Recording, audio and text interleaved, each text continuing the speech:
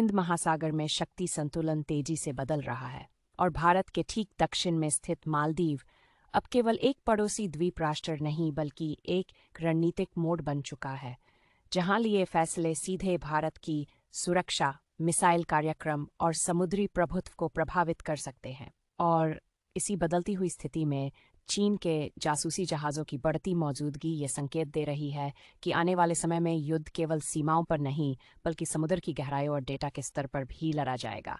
और भारत को अब अपनी नेबरहुड फर्स्ट नीति को नए सिरे से परिभाषित करना होगा, क्योंकि ये केवल सहयोग का नहीं बल्कि रणनीतिक नियंत्रण का भी प्रश्न बन चुका है।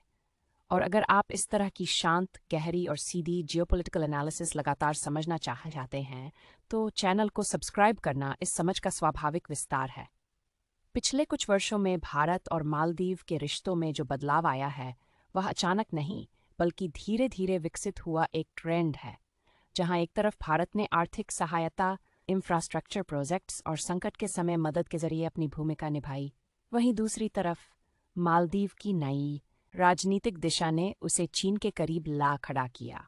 और ये बदलाव केवल कूटनीतिक नहीं बल्कि सामरिक स्तर पर भी दिखाई दे रहा है।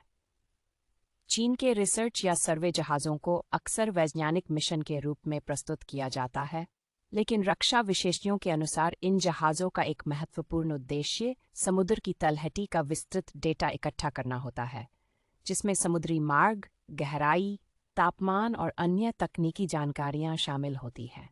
और यही डेटा भविष्य में पनडुब्बियों की आवाजाही, अंडरसी ऑपरेशन और मिसाइल ट्रैकिंग में उपयोग किया जा सकता है। इसलिए जब ऐसे जहाज भारत के करीब आते हैं तो ये केवल एक सामान्य गतिविधि नहीं बल्कि एक रणनीतिक संकेत होता है।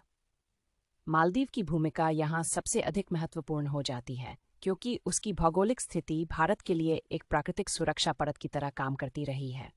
लेकिन जब वही क्षेत्र किसी बाहरी शक्ति के लिए लॉजिस्टिक सपोर्ट या एंकरिंग पॉइंट बन जाता है, तो ये सुरक्षा परत कमजोर पड़ने लगती है।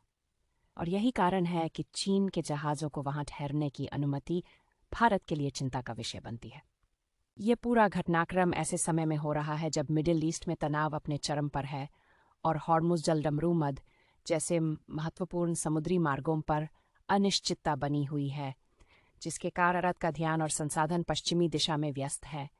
और इसी रणनीतिक व्यस्तता का फायदा उठाकर चीन हिंद महासागर में अपनी उपस्थिति को मजबूत करने की कोशिश कर रहा है, जो कि एक क्लासिक जियोपॉलिटिक्स की चाल मानी जाती है।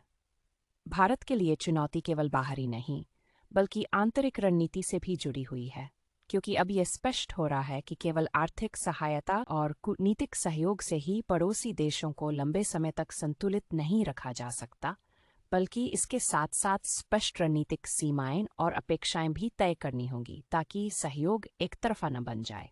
हालांकि भारत पूरी तरह निष्क्रिय नहीं है।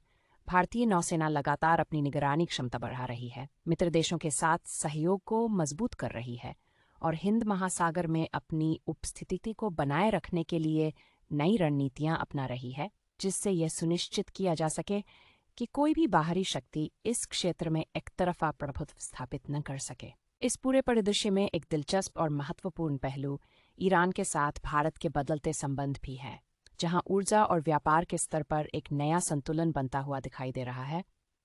और हॉर्मुज़ संकट के बीच भारत को मिली सीमित लेकिन महत्वपूर्ण राहत यह दर्शाती है कि अंतर्राष्ट्रीय राजनीति में स्थायी मित्र या शत्रु नहीं होते, बल्कि परिस्थितियों के अनुसार संबंध बदलते रहते हैं।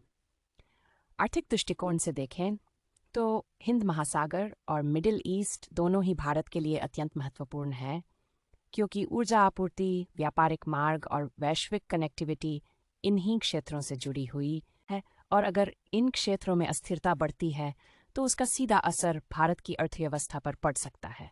इसलिए भारत को अपने समुद्री और कूटनीतिक दोनों मोर्चों पर संतुलन बनाकर चलना होगा। अंततः यह कहा जा सकता है कि मालदीव का बदलता रुख और चीन की बढ़ती मौजूदगी केवल एक तात्कालिक घटना नहीं बल्कि एक बड़े रणनीतिक परिवर्तन का संकेत है, जिसमें हिंद महासागर आने वाले समय में वैश्विक प्रतिस्पर्धा का केंद्र बन सकता है। और भारत के लिए यह जरूरी है कि वह इस चुनौती को केवल खतरे के रूप में न देखे बल्कि एक अवसर के रूप में भी समझे, जहां वह अपनी समुद्री शक्ति, कूटनीतिक संतुलन और क्षेत्रीय नेतृत्व को और मजबूत कर सके।